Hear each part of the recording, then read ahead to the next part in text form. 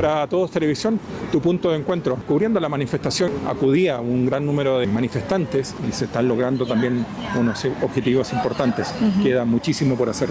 Sí, queda muchísimo. En primer lugar, daros las gracias porque nos dais voz, sois nuestro altavoz para poder llegar más allá, que la gente nos conozca, que sepa por todo lo que estamos pasando y todo lo que hemos pasado. Estamos consiguiendo objetivos muy importantes, pero nos está costando muchísimo el conseguirlos y desde luego esto no es más que un empezar, porque tenemos que llegar a que se pueda hacer justicia. Las reivindicaciones están claras. ¿Qué es lo que se espera por parte de vuestra propia organización para seguir avanzando?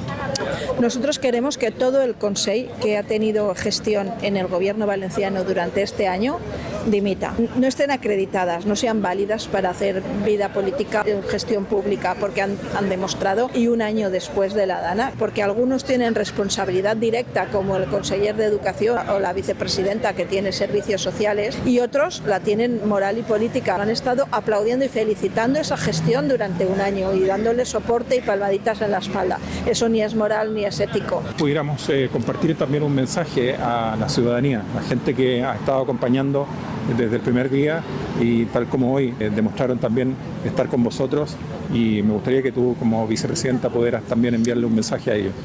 Pues a ellos el mensaje es las gracias infinitas porque 13 meses después todavía están aquí apoyándonos y eso es muy difícil, que no se cansen, que estén aquí apoyándonos y les pediría que continúen, por favor, porque son nuestro apoyo también y nuestras patas para poder seguir adelante. Entonces, darles las gracias infinitas y solicitarles que continúen a nuestro lado porque son los que nos dan la fuerza para poder seguir.